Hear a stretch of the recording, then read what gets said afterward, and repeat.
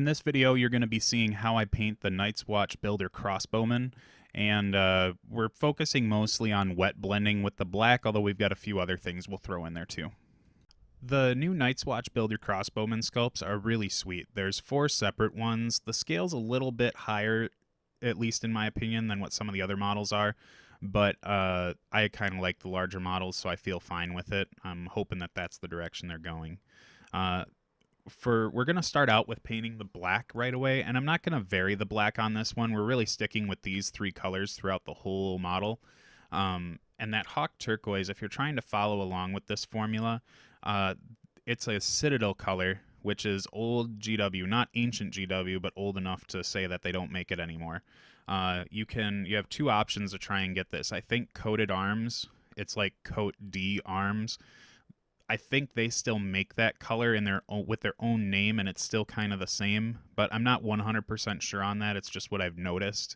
Otherwise, if you're looking for something more accessible that you can just grab at your local game store, Army Painter makes a color called Hydra Turquoise, which is essentially the same thing. It's maybe pointed a little bit towards green more than the blue that the Hawk Turquoise is, but it's still a really comparable color that you can utilize if you don't have any of this old paint hanging around. So as I had said at the beginning of the video, we're looking at a lot of wet blending here, and one of the things the reason why I'm not really going over what I'm doing exactly right now is because I've kind of made a little bit of a kerfuffle, and the model that I'm painting on is just straight onto black primer. What I should have done is maybe take like a somber gray, which is like a blue gray, and maybe spray it from the top down onto this model to kind of make the highlights stand out a bit more, not because I want to be able to see them to paint them, but because I want the turquoise that I'm working with to take on that color a little bit more sharply. Now, with black, the biggest mistake that people make with black when they're trying to paint it, and I guess mistake is the wrong term because there's really no mistake when you're doing what you want to do, right? Painting is your vehicle. You can drive it however you want. But a mistake, in air quotes, that some people make when they're painting black is they end up taking up the highlight a little too far. So what happens when you do that is instead of having something that looks black, you have something that looks like a blue that just casts these really big shadows. Like there's just the most intense light in the universe shining above them. So your shadows are kind of where this like blackish purple color might be. And then when you get to your highlights, you're kind of sitting at this super duper blue gray. So it really just looks like a blue cloak instead of a black one. And although I'm going to deviate a little bit from the everything must be black on a Night's Watch person with this one, which I usually try to stick really close to, I'm going to be integrating some other colors to just try and bring some more visual interest to the, or some pop, some might call it, to the model, and calling out this teal a little bit. So, before I'm going to be redoing this other section, but there are 2 really big things about wet blending that you need to know before you start trying it. Number 1, your paint needs to be a little bit more thicker than what you're used to or comfortable with. A lot of us kind of call people out for making models look like they painted them with toothpaste because they don't thin their paints. But with this one, you kind of want to do like a 2-to-1 deal, 2 parts paint, 1 part water, or whatever thinner you use, because you want these paints to be able to kind of swish back and forth. We're essentially kind of putting the colors on the model and then mixing them while they're there. That's just the straight up gist of it, instead of calling it wet blending. So I've gone back to the beginning, and here comes, I put that 1 line of black down, and now we're putting this big line of turquoise down. I had too much water on my brush there, so you can kind of see it's gotten a little thin. So now we're coming back in with a bit thicker amount, and now I've cleaned my brush off a little bit, not completely, but it's nice and dry, and I've just kind of swished those colors back and forth. So those big hard lines that I had between the 2 colors, you don't see them as much anymore. And now we're bringing this Hawk Turquoise in while all these paints are still wet, and we're just doing the same thing. Put on a line of Hawk Turquoise and then dry the brush off, or clean the brush off, and then drag it down to kind of smooth the transition. Now towards the bottom of this one, it's not as smooth as I probably would have liked it, but working with a camera in front of your face, it's kind of hard to see what you're doing. So I'm going to use that as my excuse instead of I just screwed it up. And now we're coming back into this other part that I had worked where we're painting in that one black line on the shadow. And now you see me coming back in with this Incubi Darkness. Those are two. They're separated right now, but now you can see me kind of mashing them together with that brush. And I'm not cleaning the brush off with the water. I'm just kind of wiping it off on a damp towel and then dragging it through a dry area, because one of the other issues that you can come across with wet blending is if you touch the model with a wet brush, you might reactivate some of the paint that you're working with. And since paint dries from the top down, like the outside to the inside, you could kind of slip the skin of the dry paint off. So like when you see models that might have had, or you make a mistake or something and you see that there's this big ring on your model that looks like there's less paint in the middle and more paint at the tip of that ring or the outer edge of that ring, that's when you've overworked an area or rehydrated an area that was partially dry, and you just slip that skin right off and it makes it look weird, and then it almost feels like it takes a millennium to fix it. But just being patient and making sure your paint dries all the way will avoid that. That's why wet blending's kind of a tough technique, because you really have to be cognizant of how your paints were responding or how it's drying on the model, because you want it to be nice and wet so you can work these colors back and forth. But if it gets if it gets dry, if it gets too dry in an area, you could get that skin slippage problem, which sounds really weird, but I'm going to own it as a term. So I think I said there were two big things about wet blending. Like I said, the first one, your paints are going to be a little thicker. And the second one is you kind of get the gist of what I'm doing already, but I work section by section. I do not do the same thing that I do when I layer a model and go, do all of this one color and then do all of the next color and then the last color with the highlight. You do section by section because you do have to work quickly while the paint's still wet, and you really can't do that if you're just painting the whole model a color and then coming back again. So with this outer part, or with this further part now, I'm kind of electing this as to be the area where less light is going to be hit, because his body kind of curves in a little bit on this side. So this highlight between the teal and the black that's at the bottom of the cloak, right where that big swoop is, I'm not going to be blending that in so much, because I want that shadow to be a little bit more hard lined. I just want a definite cutoff that says here's where some light's shining, and then bam, it's going to stop. So electing a light source when you're painting is important, because then you'll be able to tell where you're going to be putting these highlights, where the light's going to catch and everything. So there's the GW way. I guess it's not the GW way. It's just a way that GW used to paint their miniatures, where they would kind of highlight everything everywhere. Like it'd be panel by panel, could be influenced by a couple different light sources. It was just the way they did things once upon a time. But now I'm looking more for me at least, I kind of paint more with this idea in mind, although you can kind of catch me screwing up a little bit and not doing that. Like right here, this highlight is probably a little too strong for where it is on the model. It's I don't think I've been highlighting this model in a way that looks like there's this huge top-down presence, although it looks like there's a little bit of top-down light presence on them. But I think on the outside of that cloak, I might have went a little too high on that highlight.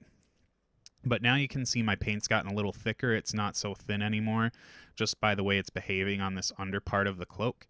So it's a lot easier to blend this back and forth and get this smooth transition. So I'm first I start blending the black into the teal, and when I think that the color that I'm blending in has gotten a little too black, where I'm kind of losing a lot of that teal, I stop, clean my brush off, and then blend the teal into the other direction, so you get that really nice smooth transition that you can kind of see on the bottom or on the underarm of his cloak that we just hit. And now I know not many people are going to be paying attention to the cloak that's underneath his legs, especially considering I'm going to be putting some snow on this base and it's probably going to fall away. But I do like to try and catch a lot of the different areas. It's just my own personal preference. I mean, you paint however you feel like. But I do like to catch some of these details. I kind of walk this weird line between trying to make my models look good and make it really easy for me to do things. I don't paint at a competition level frequently because I just don't have the patience for it. But when I do, I try to at least get some of these weird details, and some of that transfers over into my normal like tabletop painting. Um, and this video is sped up just a little bit, but you can already kind of see how quickly this wet blending technique can go if you have a really good command over what you're doing with the paint. So the other bit of this is that the paint that I'm putting on, I'm not putting it on thick. I do want to make sure that it's kind of, that it's there, but I'm not doing these real thin layers either. It's really tough to kind of explain how to apply paint when you're wet blending it. And with that last color that I put on, mostly with this hood all in general, there's very few times where I go back and clean off the brush to do the blends. I think right here I do it, but you really just kind of have to watch how the paint's behaving and make your judgment from there. So I think at this point I kind of call the cloak done. I might swish this top color around a little bit more just to smooth out the highlight, but there's a ton of light hitting there, so you can see that turquoise is really like, bam, it's right on top. I guess I wasn't done with the cloak because I need to do these little strappy things that could be a belt, but I think it's more of a shirt. These models, I'm kind of painting them to get them more done instead of really being artsy with them like I did with the last Sworn Brother in the different ways to paint black video that I did, which I'll link in the description because it's got a lot of the same techniques, but it was shot on an older camera setup, so you're not going to be able to see the detail or the technique that I'm doing with the brush here so much. I think it stands out pretty well. If you don't think this works well, let me know in the comments, because I do want to try and showcase the wet blending technique a little bit because I think it's spiffy, and the ice and fire models lend themselves pretty well to it. I think it also looks like I missed a part under his scabbard for the cloak, but I believe I hit that up later because I remember putting quite a intense highlight on that. And if you're paying attention, which you're probably not, you're just listening to my awesome words, I'm putting straight hawk turquoise on the top of the arms here because the light should be catching quite a bit on his arms here, and I feel like I've got a good enough ability to transition the hawk turquoise straight to black without a whole lot of issues. So don't feel like you missed a step or anything, or I've been doing this weird. Just that was just my own personal call. And you look at these three colors, and we're doing something a little different here. We're changing the skin tone like status quo a little bit. So when I first started doing this unit, I really wanted to showcase a lot of different diversity. Like that's a thing you can say. I wanted my Night's Watch to look a little bit more diverse. I was kind of digging back into the future, or back into the past, right, with the Night's Watch everything, and that I kind of wanted to show that this was a force that was from all over the world in the Game of Thrones universe. So I've kind of gone with a more, I think this would be more of like a Dornish skin tone. So we're hitting up a lot of these browns into that high key yellow. So this, I believe, is the Kokum brown. Yeah, I'm pretty sure that's Kokum brown that we just put on there. And now I mix the Kokum brown with a little bit of high key yellow. And with the hood, the highlights are getting a little bit more, they're less pointed because there's only so much getting hit on them. And here you can see how beautifully manicured my thumbs are because I didn't turn off the stupid autofocus on the camera. But now you can see that the face is starting to stand out pretty well. And this one I'm taking straight high key yellow.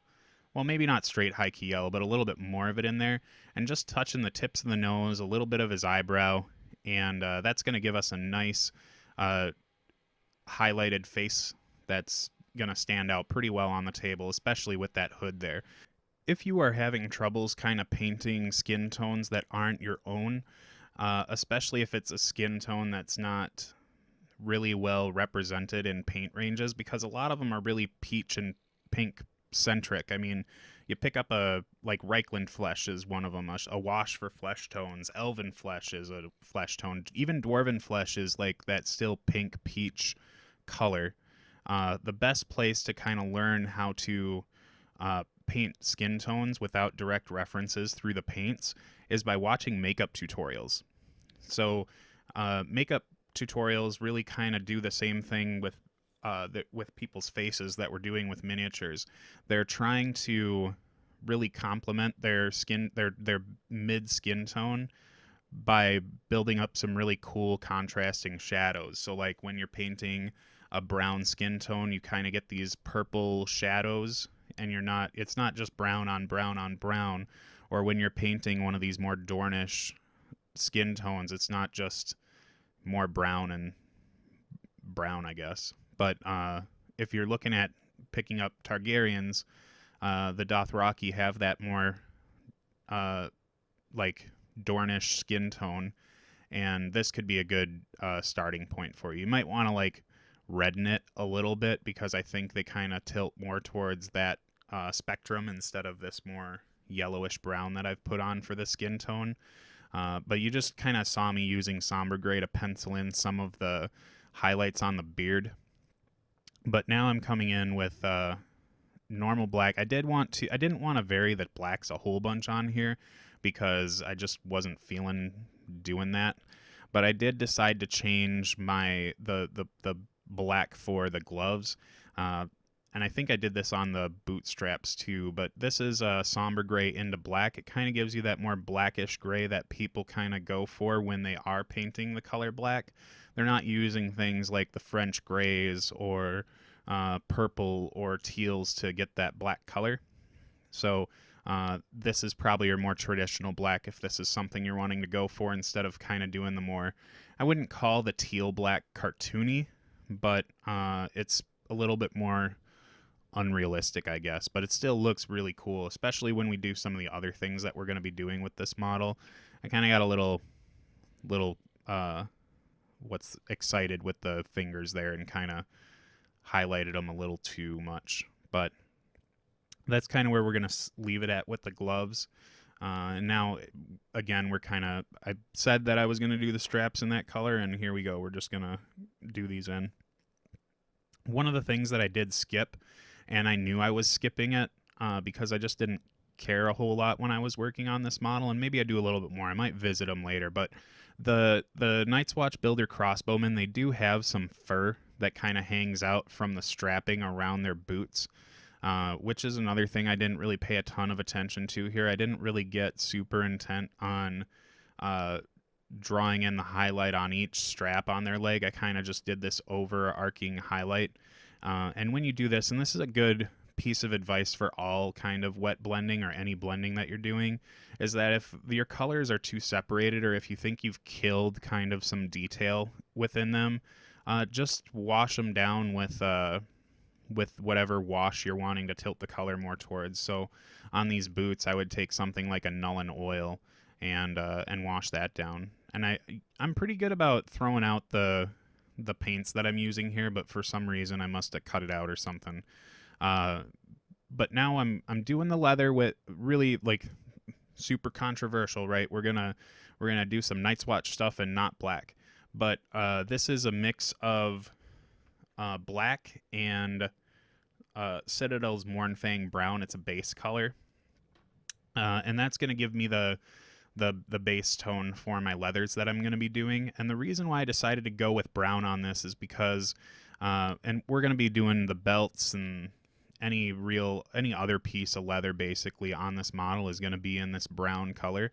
And the one of the big reasons why I've decided to do this is, first, I just wanted to change up my color scheme a little bit instead of painting 5 different types of black on here, which can get pretty boring. But the other reason why I did it is that I'm going to be highlighting this brown up to a more orangey brown, and which is the Mournfang Brown straight is what's going on now, and you'll be able to see that quite a bit.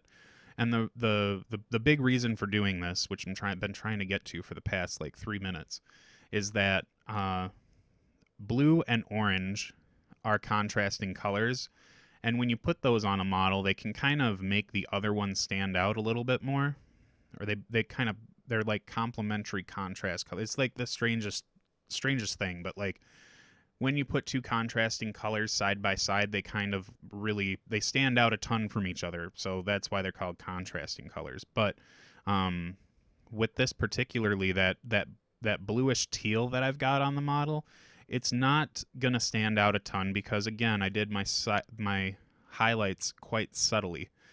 So by putting down this orangish brown, I'm gonna be able to make that blue that's in the teal pop a lot more. So those highlights are gonna stand out quite a bit from the brown that's on the model.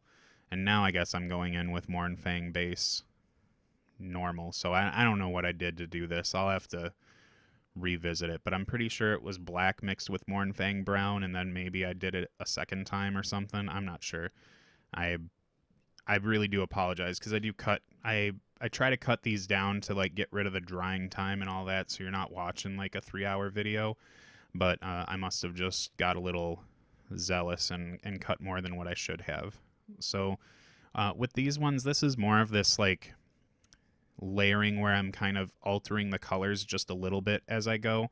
It's more likely that this started out as like a black mixed with Mornfang brown, mixed in with a little more Mornfang brown, and then finally led up to the final highlight of Mornfang brown straight. It looks kind of tedious to be going over here and polka dotting every single leather pad that's on them. But you can kind of skip that whole part by just painting the whole thing in Mornfang brown and then washing it with like what is the Agrax Earthshade? I almost said Devlin Mud, but I'm sure that's very old and no longer available wash. But if you washed it down with that or like Army Paint or Strong Tone, you'd get in those recesses and you'd be able to not have to worry about picking out each one of those highlights, which I hurriedly did. And this brown is 100%. I know that this is Mornfang brown mixed with black. I'm trying to not make it. I think that's probably why I did some different colors with the pants, or not pants, but the leather strapping, is that I wanted to make the bow look a little bit different from the leather straps. Now, just because it's a bow means that people aren't going to think that if I paint them the same colors that it's going to look like a leather bow now instead of an actual just, crossbow made of wood. But you can kind of alter this however you feel like you need to in terms of colors. But Mornfang brown plus black works out pretty well for me in terms of making a brown. So this is more like I'm highlighting the model with this layering technique, but the paint's still quite wet, so I'm kind of getting like a pseudo wet blending kind of style out of this. It's not my intention, it's just me being a little bit on the quick and lazy side. I don't know about all of you, but the closer I get to being done with a model, the more haphazard I kind of paint them. So that's kind of what you're seeing come out here. And now I've realized that I forgot to do the feet because I wanted to kind of keep those in that leather black color that I had been working on. So we're gonna go back in and paint those down with that fantasy color black from scale 7.5, and just do the same thing that we were doing earlier, just kind of throwing the Incubi Darkness on there and smushing them together, or swishing them together, and then letting them dry real fast. So now I'm going to be doing, I think that this is called the fletching on the arrows. So they're the little feathers that stick out. Another cool thing about teal is that it's kind of right smack dab in the middle of blue and green. So while the orange leather is going to be contrasting with the blue parts in the teal that's on the cloak, this red is going to be contrasting pretty well with the green that's in the teal on the cloak. So I don't know if there's a technical term for that or anything, but I think that it looks pretty cool and it stands out a ton when you end up brightening these up. So we've just kind of really lazily applied the Tindalos red all over the model. And now for my highlight, I'm going to be using what I would consider, well, I guess I'm not going to highlight it when it's wet because that makes sense. So while that's drying, I'm going to kind of be more efficient about my time when it comes to painting this model. And I'm coming in with, is that Morghast Brown? Morghast Bone? Yeah, Morghast Bone from GW. And this color is fantastic for making something that bone color white. I used to swear by Menoth base from P3 for painting a bone color, but what you're watching right now is a bone white going over pure black. And there's very little like rework I have to do. It's not kind of sticking out transparently. Like if you ever doubted the strength and thickness and pigmentation for GW colors, this should be a perfect example of why you should start using them if you're having any of these issues, if you want to cover models quickly. So now that I've put that on, I'm going to be coming in with this red and just kind of penciling in the highlights on the fletching. It's usually about 3 or 4 marks. I don't try to, at this point, I'm not trying to, fix the model or fix the sculpt with painting where I'm, kind of putting small little fletchings on there, even though they've got these 3 or 4 sections that they've divided them into. I'm not going to get too nutty about that. And here, I'm going to take the opportunity to show you how you fix a mess up. I put some red where I wasn't supposed to be, and especially on this white. So now I'm going in with a wet brush, completely it's just loaded with water. And I'm mashing that in and then pulling up the water with a dry brush. Maybe that got missed somehow. But that's going to allow me to thin the paint down quite a bit and then let my brush pick it up when it's dry again. So we're going in with the metals now, and since I've kind of intentfully not painted some of these brackets and bars and the arrowhead, I don't have to go back through and paint them with black. So I'm just doing some real easy haphazard layering. This isn't real sciencey stuff. I'm just putting down the base tone for my metals, and this is Scale 7.5's heavy metal. And I think that if you're having problems with metals in terms of painting them with a brush, this is the hands down best metal I think you can find on the market. And this is the highlight is with I mixed that up. Black metal was the color that I started with, and this is heavy metal. They also have thrash metal and speed metal for their silver metals. So again, Scale 7.5 makes phenomenal metals when it comes to trying to paint them. You can blend these things really well too. They're just fantastic and so versatile. Even their golds are great. There's nothing wrong with any metal from Scale 7.5. This is Vallejo Game Color Khaki that's going down on the arrow.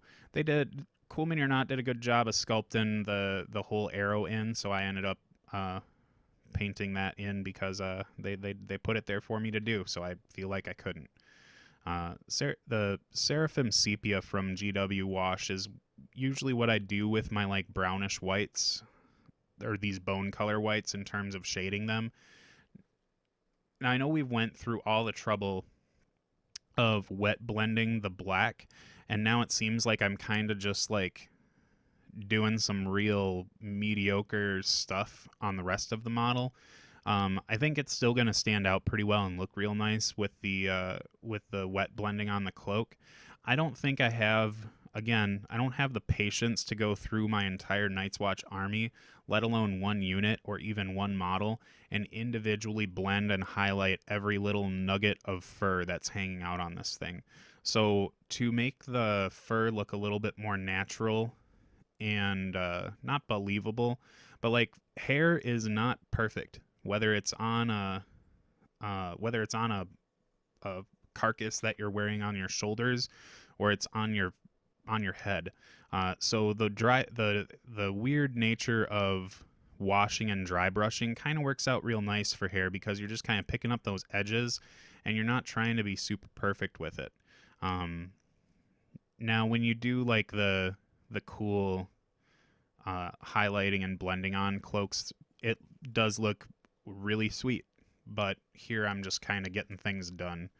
I pulled in another model just to kind of show you some different, because I think his highlights are a little bit more intense than the other ones, but this is kind of the look that we're going for. And now we've got the whole unit here, and as you see it turn around, as each individual model starts coming into focus, you can kind of see how all these highlights are sitting out. The guy that's in the front spot there is the one that we had been painting, so you can really see how some of those highlights are coming together on them. If you have any questions about this painting technique or even anything in this video, just leave a comment below, and do remember to subscribe to keep up with the things that I put out. That notification bell will help you out a bunch, because it's not often that I release the videos the same time that I start promoting them through Facebook groups and stuff. So if you could do that, it'll be good for you, it'll be good for me, and it'll be a win all around.